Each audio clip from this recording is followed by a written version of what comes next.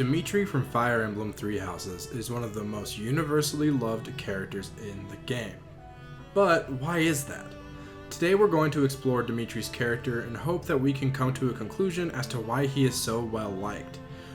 From here on, we will be exploring support conversations, story dialogue, and context clues, so there will be spoilers ahead. Surface inspections of Dimitri reveal a kind-hearted and dutiful young man. He can be a bit awkward at times, speaking his mind to Byleth and others, then immediately apologizing for his comments. Many compare him to Elwood from Fire Emblem Blazing Blade, but there is a less perfect side to him that endears himself to players. Again, just on the surface, Dimitri is a character you want to get to know, but as Byleth senses in the beginning of the game, there is a sad darkness hiding behind his warm and pleasant facade. We are warned of this dark side by Felix, the son of Dimitri's father figure Rodrigue. In the support conversations between Felix and Dimitri, Felix refers to Dimitri as a boar, pointing to some hidden side of Dimitri that is ruthless and rage-filled. And stop walking around on your hind legs. You're not fooling me. I cannot fathom why you seem to hate me so. Because I know what you really are. A beast craving blood. A beast craving blood, am I? Our first taste of the boar comes in Remire Village, where the people are going insane. Are they the ones responsible for this madness? If so, it's clear what must be done. Kill them all. Don't let a single one of them escape. Sever their limbs and crush their wicked skulls! This felt so out of character. To see this kind-hearted person maniacally yelling threats at his enemies is jarring. But we don't get to see Dimitri go full bore until this scene.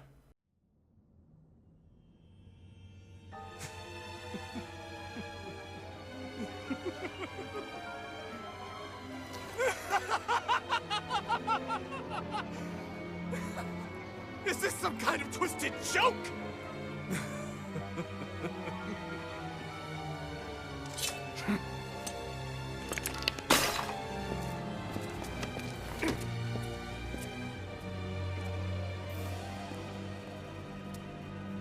I've been looking for you. I will take that head from your shoulders and hang it from the gates of Endor!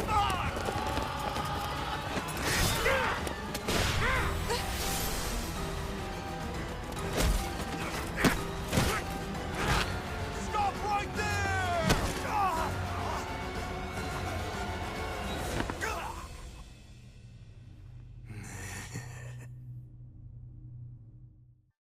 To see someone who he thought was an old friend actually be sided with, or from Dimitri's point of view, be the cause of the evil at Remire Village, and by extension the tragedy of Duscar, must have been incredibly hard on him. Dimitris Rage finally has someone to be directed at, and with that, it can all be let out. Now, a few of you pointed out in the comments that Dimitri's hatred of Adel Garth is unwarranted, especially the blame he places on her for Duscar. Now, I don't have a good way to justify this, and his rage really is not justifiable or even reasonable, but it's here nonetheless. Now, it's at this point that it's obvious that Dimitri is a deeply disturbed person, but it's after the time skip that we can truly see a broken individual.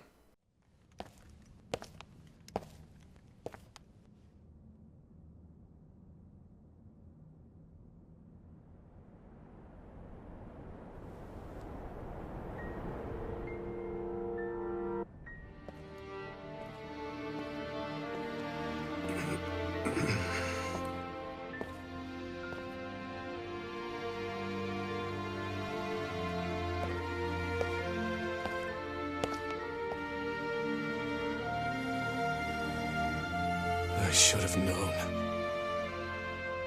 that one day you would be haunting me as well. Throughout part 2, Azure Moon, we are told of the horrible, horrible things Dimitri has done to Imperial soldiers. He revels in killing his sworn enemy's soldiers and ultimately plans to kill Edelgard. His goals throughout most of part 2 are less about saving the world and more about revenge. Dimitri doesn't break out of his evil and hopeless malaise until the man who cares for him more than anyone else in the world gives up his own life to save Dimitri's. Rodrigue! Your Highness, are you safe? Please tell me it wasn't in vain. His punishment, it was mine to bear. There are no sins or punishments on the battlefield. No, don't die. Please don't die.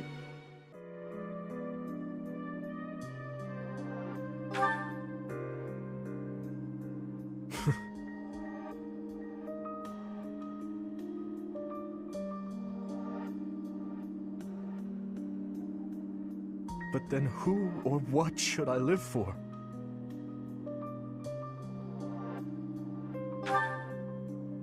What I believe in.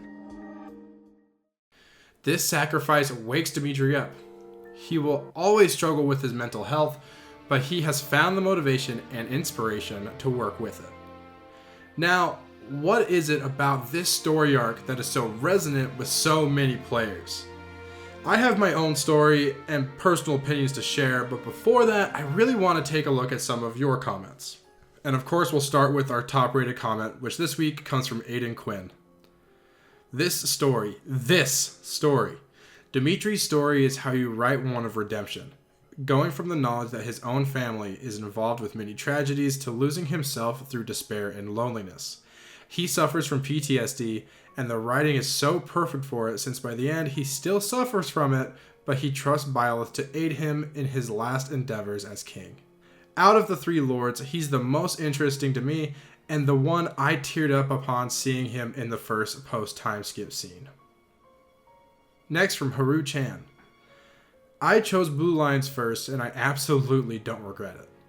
While it doesn't give tons of answers about the church in Edelgard, it delivers a much more personal story than the others.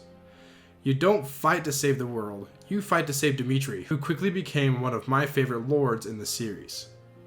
Now from Nahim. Dimitri is an interesting case. I think out of the three house leaders, he's the one who needs the professor the most. Edelgard was always going to go through with her plan no matter what, and Claude still has a good heart regardless. But Dimitri was greatly influenced by the professor's presence, which makes him probably the most intriguing leader. Next we have Mandalore Ordo, who says, another hard one. Like him as a unit. I like his story of redemption. I don't like him jumping to conclusions. Why did he think a then 11-year-old Edelgard orchestrated the tragedy of Duscur? His route is more personal than the others. Next, Yui Toshiko, who said, he's one of the best written characters I've seen in FE. His character development was huge, and more importantly, he wasn't perfect, but he was likable. Queen Awesome Gaming says, not gonna lie, I only chose Blue Lions first because I thought Dimitri was hot, then it became my favorite route because of his character arc. Finally, I want to finish with True Neutral's comment. He is my favorite character in this game because of just how much I can relate to him and how well he fits into my type of favorite character. I love that they made a main character protagonist with mental issues / PTSD / trauma and pulled it off very well. I don't often see that done. Most of the time, the psychotic and mentally ill person is painted as the bad guy and villain of the story, which makes me feel bad about myself, though I know the other house leaders are often the villains in their other routes. It just feels so nice to have someone like Dimitri that I can root for, understand and admire for his good qualities, and trying to move on from what hurt him in the past. Not to mention all of the moral questions Dimitri is always focused on. I like that he's a very emotional and sensitive person who can't let go of things he doesn't think are right or fair, and that he always takes everything so seriously.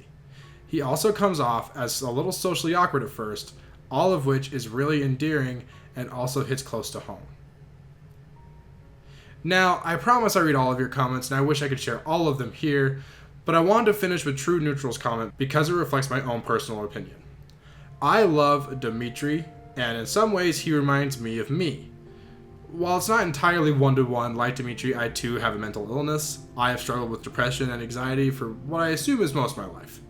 I didn't really understand that the way I felt wasn't normal, and I wondered how other people functioned quote-unquote better than I did while still feeling the way I did. It took quite some time before I realized the way I felt wasn't something that everyone dealt with, and it got to the point where I was considering harming myself, and it was a scary place. And really just all this to say, that I think that I and a lot of us like Dimitri because we can relate to him. His mental struggles are something that many of us know all too well, and it's inspiring to see a character go through the worst of it and come out a better person. If you struggle with your own mental illness, especially if you think that it's something to be ashamed of, remember that you are not alone. There are tons of people in the world with some understanding of what you're going through. Don't be afraid to talk to someone about it. Alright, well, I'll get off my soapbox. Thanks for watching, friends. Make sure to like and subscribe for more Fire Emblem discussion, and let's have a respectful conversation in the comments about Dimitri and his character. Thanks for watching, friends.